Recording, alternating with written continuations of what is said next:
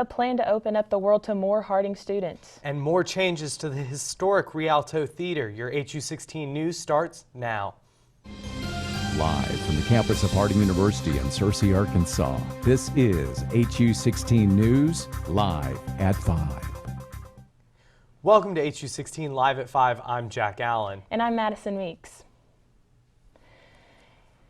England, Austria, and Zambia are just a few of the places where Harding students can spend a semester overseas. HU16 Grace Nichols is here with details on the new plan to make this opportunity available to more students. Grace? Thanks, Madison. You'll never have a better opportunity to spend 3 months learning and embracing a new culture than while you are a student. Harding's International Programs Office knows this is true and wants every student to go, even if the extra cost might be holding them back.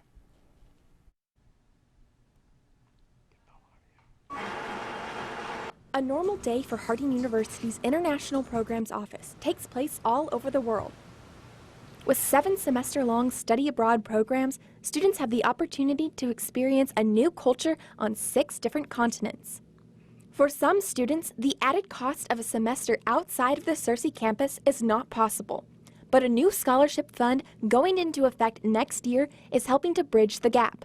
Stephen Chandler, the Communications and Recruiting Coordinator, discussed the importance this new fund is for future students. This new scholarship that we have available has been made possible due to a number of generous donors that wanted to help international programs and give students the great opportunity to study abroad.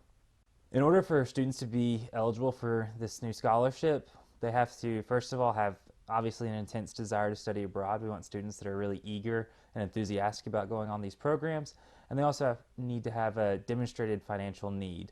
Students interested in the new scholarship opportunity can come by the International Programs Office to talk to one of the members of staff who are all excited and want you to have the opportunity to study abroad. They can come to our office and find out more about, if they qualify, and if so, how much could be available to them, or, we'll put them in touch with our contact in the business office that can really walk them through and help them understand where they fall in with that. Visit the International Programs Office located in the Sears Honor House Monday through Friday from 8 to 5 p.m. to sign up to study abroad. And to see photos of current students on their abroad adventures, you can follow HUINTL on Instagram and Facebook. Madison, back to you. Thank you, Grace. The Bald Knob man is accused of attacking a county deputy, has told a Circuit County judge that he suffers from short-term memory loss. Jamie Hutchinson is charged with first-degree battery of a law enforcement officer after getting into an altercation with White County deputy on the way to the court. Hutchinson is already serving time with White County Jail and has been involved with multiple previous cases of assault and drug possession. White County Circuit Court Judge Robert Edwards has set a plea to arrange the date for March the 9th. And in Arkansas, rapist life come to the end of 35-year-old after being sentenced to a life of prison. Philip Hardy, who's been serving a life sentence for rape since age 20, was found dead today in his prison cell on Sunday. Hardy was attacked by a fellow inmate in 1993 of a police critical condition state and prison system for investigating the cause of his death.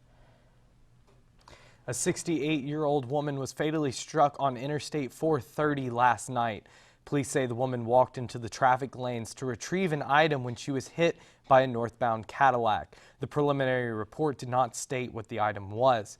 Conditions at the time of the accident were said to be clear and dry. And the Arkansas Attorney General has rejected the wording of a measure that would scale back the state's immunity from lawsuits. Attorney General Leslie Rutledge cited ambiguities in the wording. The measure needs Rutledge's approval before it can gain the 85,000 signatures from registered voters to be put on the November ballot. Alex Gray, the attorney who submitted the measure, says that it will be revised and submitted again in the next couple of weeks. And Greenbrier Citizen will begin voting today on a proposed 2.5% sales tax hike. The tax increase would go toward financing fire department renovations and construction of a new city park. The increase would bring an additional $500,000 a year. Mayor Sammy Hartwick says that the tax increase passes a new new park would include walking trails, basketball courts, and dog parks, among other amenities. And a Rosebud School Board has decided on a replacement for the Department of Superintendent Chris Nail. The board president, Wade Weatherly, announced that a Paragould High School principal, Luke Lovins, saying that it is the best fit. Lovins is a 13-year-old educator that has assisted principal, and he will take over the position in July. Is another government shutdown on the horizon? Government funding is currently set to run out on Thursday, and Congress is struggling to strike a last-minute deal. Natasha Chen has the latest on how negotiations are playing out on Capitol Hill. Unfortunately, we're back at that point that we were just here a few weeks ago. It has been 15 days since the last government shutdown, and now Washington is staring down the barrel of another potential stalemate in just 48 hours. The House is poised to pass another short-term bill to fund the government through March 23rd. Republicans place the blame on Democrats for the failure to reach a long-term agreement. We'll remind you that the only reason we do not have a full budget agreement is because Democrats continue to hold funding for our government hostage on an unrelated issue. That issue is immigration, specifically an agreement to protect so-called dreamers from possible deportation. Leader McConnell pledged that we would have an open process next week, after this week, and what we're going to try to do is find a proposal that can pass the Senate with 60 votes. The bill from the House will include full defense appropriations, which could make it difficult for Senate Democrats to vote down. They must stop using our troops as pawns in a game of politics. Senate Democrats will demand significant changes to the House bill, but they appear at this point to be on board with beefing up military funding. Beyond this bill, the president is already talking about the next fight. Frankly, I'll go a step further. If we don't change the legislation, if we don't get rid of these loopholes where killers are allowed to come into our country and continue to kill gang members, we'll do a shutdown, and it's worth it for our country. I'd love to see a shutdown if we don't get this stuff taken care of. In Washington, I'm Natasha Chen. Around 200 girls from Arkansas high schools attended a STEM leadership program at Harding University last week. The event was funded by a grant through the Arkansas STEM Coalition and focused raising awareness of opportunities in the fields where women are underrepresented. Students were asked and taught about resumes and internships and first job interviews. The event was coordinated by the Finale Center of Harding, which works for local schools throughout the year to promote STEM's opportunities for students. And we've seen the shine outside for the Rialto Center downtown Searcy, but what about the inside? HU16's Caitlin Parrott is here with some interesting new developments. Thanks, Madison. Soon to be just as beautiful on the inside as the out. I had the opportunity to check out the latest developments on Searcy's historical downtown movie theater. It opened in 1924 and is still serving the city of Searcy today. But it's time for the Rialto Movie Theater to get a makeover. We have a brand new sound system, a brand new projector. We have a 7.1 surround system now, so you're going to hear speakers behind you as well as on your sides and in front of you. I always do that. Thank you.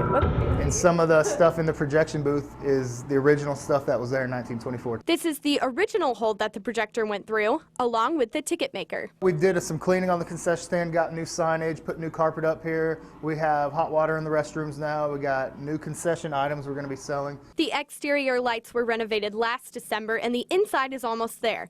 The next step will be getting new chairs. These are the original. People who grew up with this theater are sharing their times at the Rialto. Talking about their first dates or their first kisses or their, a lot of great stories of coming here and getting a movie for a nickel. We gave a gentleman a tour the other day, and his grandfather was the original projectionist for the Rialto. And by the time the tour was over, he was in tears just from the memories he had. The Rialto has been city-owned and operated since the Little family donated it back in 1990. And even with these renovations, the ticket prices are going to remain low, and the mission is to keep it family-oriented. The city's reinvested in this theater as for the community. Bring your whole family here without breaking the budget. Along with going to see a movie, families can walk around the square or come out to eat. If you're going to a theater, you know you're going because you want to watch a movie. So when we did our planning for this theater, we wanted that experience to be the best that we could make it. The grand reopening will be this Friday, and the movie playing will be Ferdinand, and it starts at 6:30. Be sure and check it out. Back to you. Searcy has won a pair of awards for its downtown improvement projects. The awards from Main Street, Arkansas recognizes the $520,000 project done around the Courthouse Square and Spring Street, and the restoration work has been done for the historic Rialto Theater. Amy Burton with Main Street Searcy says that it is good for the cities around the state to be recognized for its improvements. And Harding Spring Sing tickets are on sale now. The theme is Heroes versus Villains, and shows will be March the 29th through March the 31st. Tickets can be purchased at hardingtickets.com or call Harding University. Purchase your tickets now so you do not miss out on any of the action. Coming up, a couple's rather unique wedding. But first, Emery Rockwell is here with your weather. Good afternoon. My name is Emery, and right now we're looking at cold rain, but find out after the break if it's going to become freezing rain. Thanks. They said I couldn't dream. Called me a piece of trash and swore that's all I'd ever be.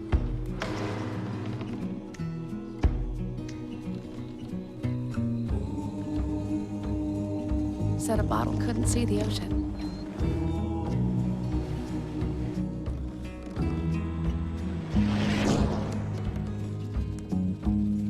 Give up. Go back to the dumpster. But I didn't listen. I made my way.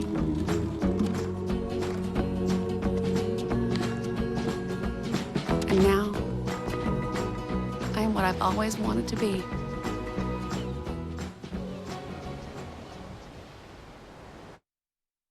It takes less than 1 minute to find out if you may have prediabetes. You can do it here. But you probably won't. You're busy. Kids, work, show coming back in 48 seconds. So let's do this now.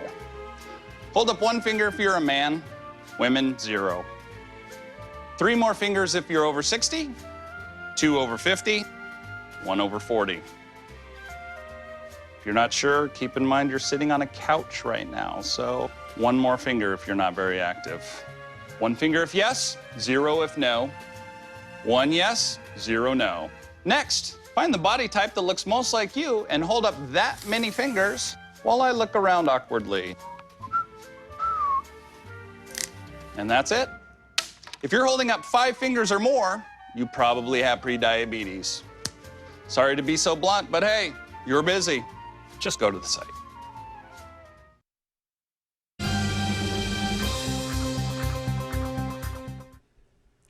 Good afternoon, Searcy. Right now we're looking at light rain with temperatures just above freezing and winds coming from the north, so it feels a little colder than it actually is.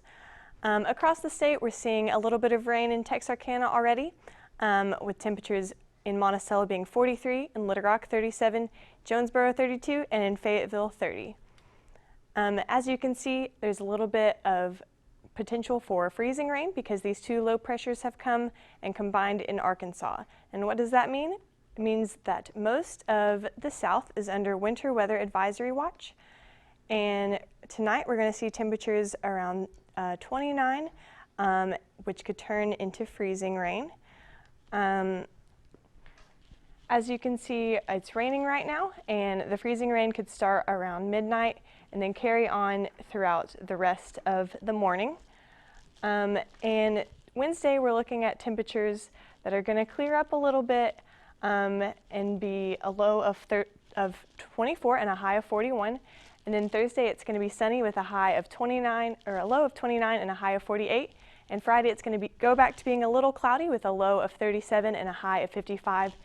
Saturday, we're likely to see some showers again with a low of 37 and a high of 50. And then Sunday, there's even more chance of showers with a high of 31 and a low of 31 and a high of 46. And that's all we have for the weather. Back to the desk. Thanks, Emery. After the break, a special faith-based weekend for women. We'll be right back. Let me tell you about the toughest guy on earth.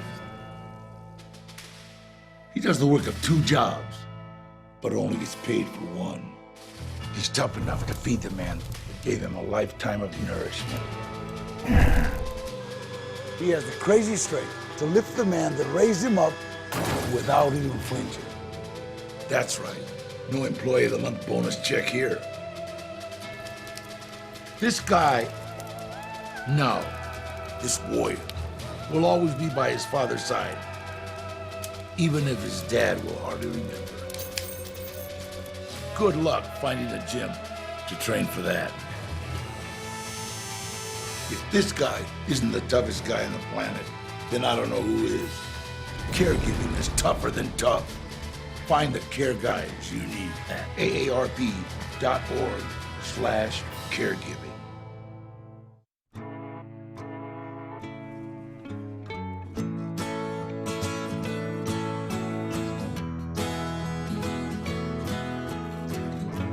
Wake the sun, tell him that I've begun to dream of things to come, and tell the trees not to look for me.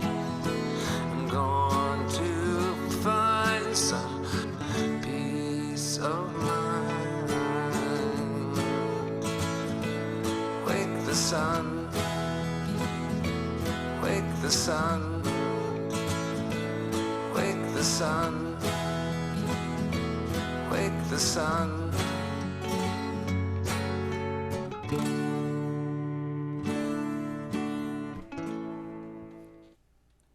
Welcome back to HU 16 Live at 5. I'm Jack Allen, joined with Dr. Inessa Westbrook, a associate professor of Bible and ministry, and also one of the main coordinators for the Wings program and the women's lectureship here at Harding. And this weekend coming up, there's a big conference coming up for women and opportunity. Can you tell us a little bit about what's going on with that? Sure. This is the 24th annual program with Wings, and Wings stands for Women in God's Service. So with this program, we're hoping to inspire and equip women who are coming in from all over. They're coming in from basically all over the South and some even beyond that, to come in for this weekend to just get a chance to spend time with their sisters. So. That's awesome. And so you have a guest speaker coming in for that. Can you tell us a little bit about her and Sure. what her background is? Yeah, we've got Samia Collins coming in, and we're really excited about her because the theme for this year's program is the way forward. And she has been involved in ministry to Muslims for quite a long time. And so she's our main keynote speaker, but we also have 6 different breakout groups that we're offering this year. And so if I'm a woman who's interested in this program, interested in signing up and being a part, what should I do? Is it too late, or is it? Definitely not too late, but we definitely recommend pre-registration. So just go to Harding University and go to the Wings page, and you can register there. Okay, and so you mentioned that we had a speaker coming in who's worked a lot with Muslims and with Muslim women.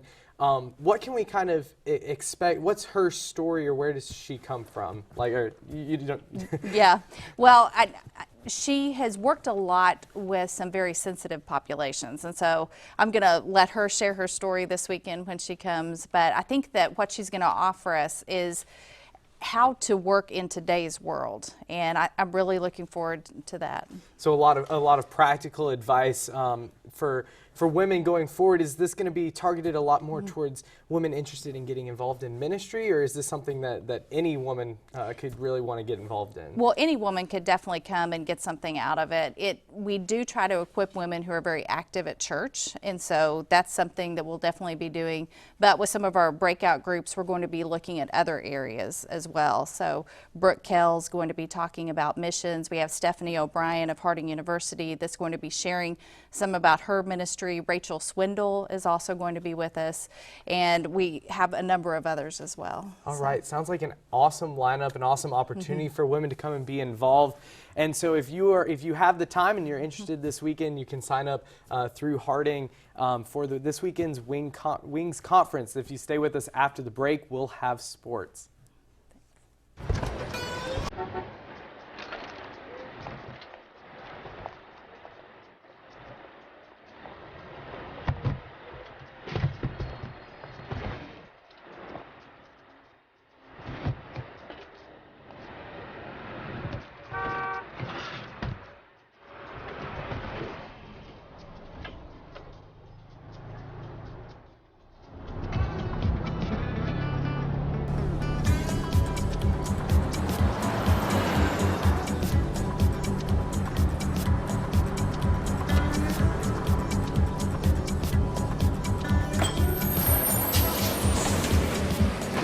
It's a short ride from your neighborhood to your naturehood.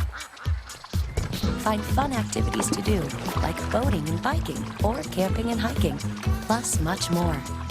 To find a neighborhood park or green space near you, visit discovertheforest.org.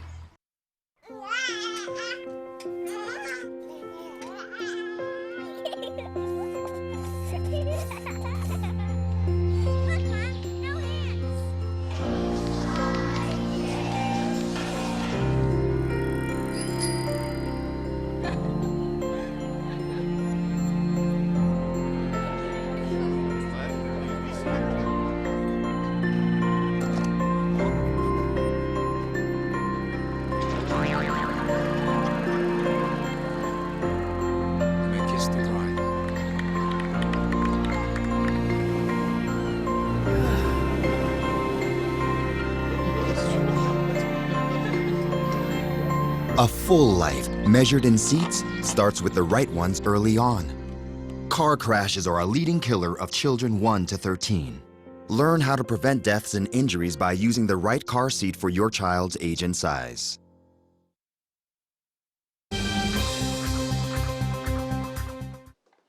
Welcome back to Live at 5 Sports. I'm Aaron Alexander. Let's start things off with some high school hoops. Each Tuesday on Live at 5, we're going to highlight a local high school game from the weekend. Today, we're bringing you the crosstown rivalry between Harding Academy and Riverview. The girls started the night off with a nail-biter that came down to free throws in the fourth quarter. The Lady Wildcats caught fire from behind the arc in the third quarter, but Riverview would fight back in the fourth. However, Harding Academy would take this one by a final score of 88-81. The guys played next in another close game.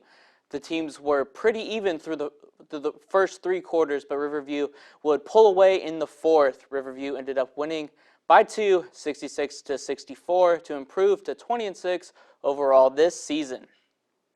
And there was plenty of other high school hoops action all over White County.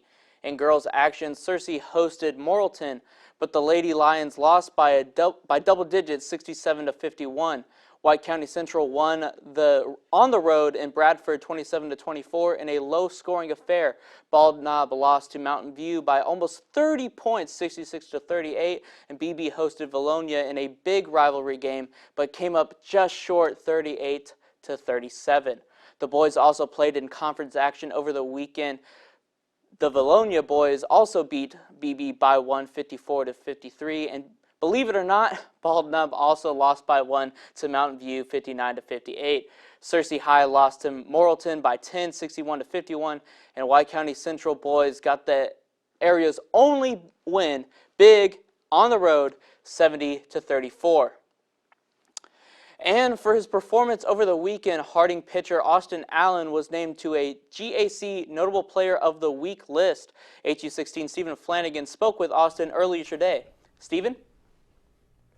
Thanks, Aaron. The Harding University baseball team was in action this past weekend against Missouri Western University. The Bisons won the first game 8-0, unfortunately dropped the next two. Sophomore pitcher Austin Allen was named honorable mention for GAC Player of the Week. Austin pitched 6 scoreless innings in the first game to help the Bisons to victory. Senior southpaw Jackson Ward took over after Allen and gave up only 1 hit in 3 relief innings. It was Harding's first shutout in a season opener since 2015. Austin Allen had a few words to say on the keys to victory. Main key, what would work best is this weekend we had a lot of runs, but like in the last game, even the first game, we'd start off with a lead and we'd give it up. I think our main key is to get a lot of runs like we did, but not to let the lead diminish like we did. We just need to keep the lead and just stay strong throughout the game and not fade throughout the game. The Bisons will look to get a win this coming Friday against St. Edwards. That's all I got on the baseball team. Back to you, Aaron. Thanks, Steven. That's all we have for sports. Remember, you can always follow your favorite teams at hardingsports.com. Let's toss it back to Madison and Jack. Thanks, Aaron. After the break, we'll have a California couple who's getting a lofty start to a new life together. We'll be right back after the break. Hello. Hi. I'm from Blue Hood Stone Barns. We brought a meal for you, and I'm here to serve it to you. Okay, great. Come in. Zucchini carbonara, made from zucchini that was harvested earlier this morning. Again? Hey, Dan Barber. You have room for a little bit more? Come on in. Brochettes, the sausage. So when we made that zucchini carbonara, you know, they're the end pieces of the zucchini, and they're the cores that we cut away. Not to mention zucchini flour. Usually those get thrown out. We use them to create an entire second dish. Does that, Again? I'm here to bring you your third course. It's the vines from your zucchini. We'll have a little zucchini stem pasta. A different experience of zucchini. When we start to think differently about our food, we can get a lot more out of it. This is delicious. What do you think we can make out of this? Cook it, store it, share it. Visit SaveTheFood.com. 45 over 92. 180 over 111. 182 over 100. And I had a heart attack and a cardiac arrest. And then a stroke. This is what high blood pressure looks like. You might not feel its symptoms, but the results from a heart attack or stroke are far from invisible or silent. My memory is shot. When I woke up, I couldn't speak. I can't button up a shirt. I can't run. I've had to learn to swallow again. That's the only moments that I have. And I'm 33, so I never see this coming. If I would have followed a treatment plan, I would not be in this situation. Had I done this, had I done that, hell, I messed up. Get back on your plan, or talk with your doctor to create an exercise, diet, and medication plan that works for you. Go to loweryourhbp.org. Head to toe, everything's changed. Head to toe. A husband and wife in California are starting their new life together on a high note, literally. They exchanged their vows on a makeshift spider web 400 feet above a canyon. Ken Mancini has the story. Being married can figuratively put a couple on cloud nine, but for Ryan Jenks and Kimberly Weglin, as you can see by their pictures, they decided to make their wedding literally have that feeling. That's our whole life. Like, we didn't really change anything about our lives to make this wedding happen, which is, I think, the interesting part that a lot of people don't really realize. We live this lifestyle like every single day. Kimberly and Ryan live the slack life, constantly searching for bliss known as flow state. It's when you're not thinking about what you're doing and it just happens automatically. They travel around the world and take in the scenery through highlining and slacklining, with the GGBY Festival in Utah being a yearly tradition. We've always done it together, and this festival is always something we've gone to together, and so we thought it'd be a great place to get married. With the help of their high-flying and acrobatic friends, they were able to make it happen on November 20th, just a day before the festival kicked off. I've heard a lot of people say, because it's every woman's dream to get married on a spider web. I was like, oh, for me it was. Yeah. Like, that was super romantic for me because that was what we love. The couple say everyone was safe as they were over 400 feet above the canyon. Even Kimberly's dad, who provided the greatest photo of her wedding that has gone viral. He had walked me down the aisle and he finally made it out there and he was like, yes, and it's the cutest thing. And he actually fell walking me out onto the aisle. But instead of being embarrassed about it, he just laughed it off and was smiling, and everyone started monkey calling him, and he was so excited to just be out there, and he's never done anything like this. The couple's goal is to raise exposure for the sport they love, a sport that allows Kimberly to take on her fear of heights, a sport that brought the two together, a sport they know they will have with them for the rest of their lives. If you live the slack life and like all your spare time and money and energy goes to slacklining, I don't know, it's just a different kind of vibe. A vibe that put them on cloud 9, and they have the pictures to prove it. In Lodi, Ken Masenchi, Fox. Thank you for joining us at HU16 Live at 5, where community matters. Stay tuned for a replay of this morning's chapel, and remember, you can always catch us streaming on the link at streaming.harding.edu, and you can follow HU16 on social media.